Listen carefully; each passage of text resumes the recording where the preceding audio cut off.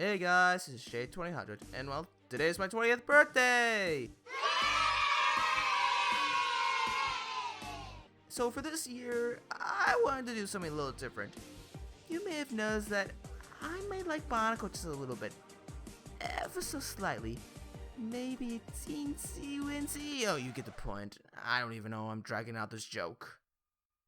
Anyway, I wanted to give my own personal experience with the Bionicle series. And nothing that comedic or epic, just sort of a talk between friends. So, we will begin on this very day. 14 years ago. It was my 6th birthday in December of 2002, and my birthday party was at the fire station. Now, as any young child, the presents are the best part of the entire birthday experience. And the gift I remember most from that part was my first Bionicle set, Copaka Nuva. It was easily my favorite of my presents. I just found them to be the coolest, no pun intended. Well, with a sleek, robotic design, the silver and white color scheme, and the fact that its weapons could double as transportation? Yes, please.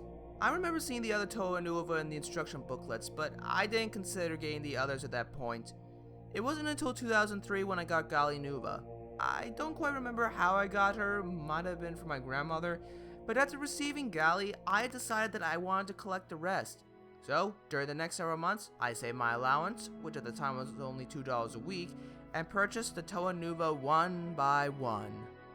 That moment of having those 6 heroes just felt so glorifying to me. An accomplishment. A feeling I almost never experienced when collecting Bionicle sets after that point. At least not to that extreme. I suppose once you have been collecting for a while, it becomes less magical. But this was the very first time for me, and as a young kid, it felt extremely satisfying. While I was collecting the Toa Nuva, I came across the original Bolrock. I only ended up getting 2 of them, those being Pyrock and Galak, but it made me realize that there were more of these toys than just the core heroes. Heck, I didn't even realize that these had come out before the Toa Nuva. Eventually that led to me getting the Bolrock Kyle and the Roxas, whether it be through my own money, my birthday, or Christmas. That also led to me discovering the website, then to the 2003 Titan sets, and then the books, and then the Mask of Light movie.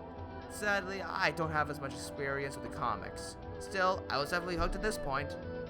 Bionicle actually introduced me to LEGO as a whole, starting with created around 2003 and 2004. In 2005, my mother actually got me a subscription to the LEGO catalog, where I could see everything that Danish company had to offer. So, I started getting some of the sets from the other LEGO themes. Actually, working with normal LEGO bricks is what helped me get into MOC making. I don't have the pictures anymore, which is good since, well, they weren't good. But it was my very first time, so I'll let it slide. However, I had a bit of a crisis with Bionicle. A falling out, if you will. In late 2005, I didn't have the same joy from buying the LEGO sets that I had back then. I still enjoyed them, but at that point, I had used them more for display than actual play. Not to mention, it didn't help that the sets in each wave practically had the same build, only with a different color, head, and weapon, which also made getting more of them feel a little pointless. I could tell this changed when I only got 4 of the Visorak rather than all 6.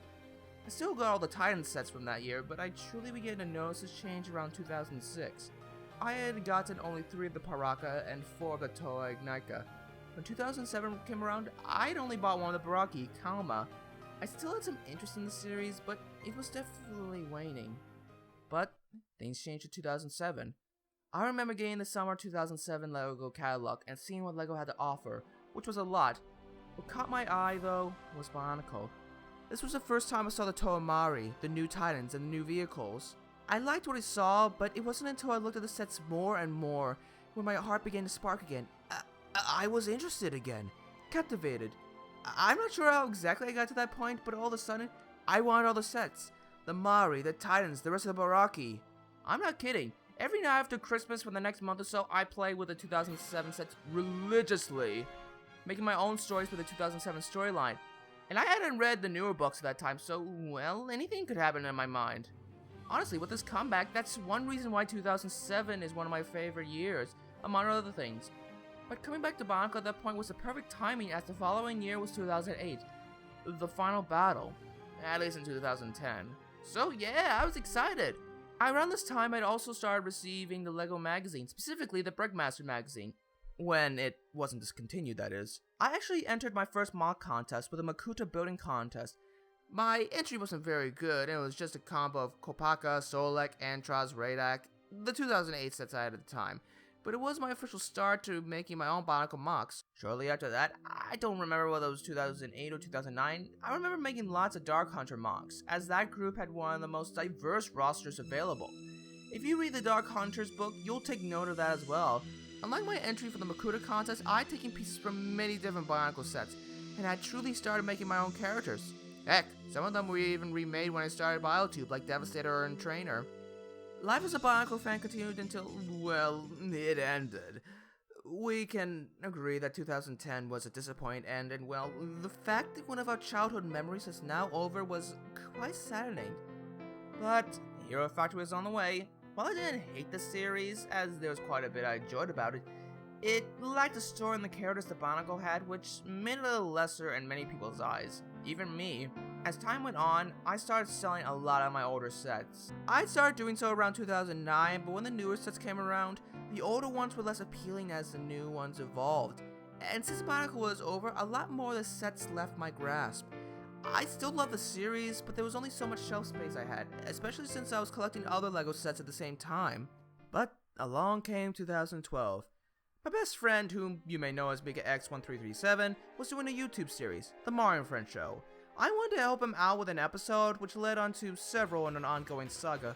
Both Mika and I agree that the videos have aged horrendously, but it did make me interested in starting my own YouTube channel, making my own series. My parents were kind enough to buy me a camcorder, and with that, I began filming. While my series at the time, Shade, wasn't focused on Bionicle, many of the characters originated from Bionicle and Hero Factory. As time went on, I discovered YouTube channels focused around Bionicle, namely Toascarak44. If anyone saw my top 10 BioTubers list, you may remember that I talked a bit about him, so I'll try not to repeat myself. He had worked on a series called Heroes of Ora Nui, and while he never ended up finishing it, I was inspired by him to create my own series with my own Bionicle characters, and not ones I've already pre-established, my own mocks. Using the Bionicle and Hero Factory sets I had left, I created my own mocks, including Lucarian, as well as the original versions of Tamina, Poldron, Warlocks, among others. I attempted to buy back the sets I had sold via Amazon and eBay. Heck, my main Christmas present that year was a load of parts. While there were still gaps in my collection, Brutaka, I had enough to create more mocks and start my own series, Bionicle Legacy. And the rest, as they say, is history.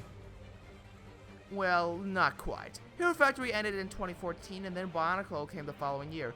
Despite admittedly being a downgrade from the original, I was happy that the series was back and I enjoyed the sets enough. But we know what happened, and now it's gone again. As for Bionicle's future, I cannot say. What I do know is that the series left me with a bunch of memories and helped me become who I am today. Thank you, Bionicle. I will never forget you. And with that sappy note out of the way, I want to encourage you all to tell your own stories. We all discovered Bionicle one way or another, so please, tell me how you got into the series and what it means to you. Whether it's via a simple comment or a video of your very own. Heck, we'll make a chain out of this if you want. Until then, have a good day, ladies and gentlemen. God bless.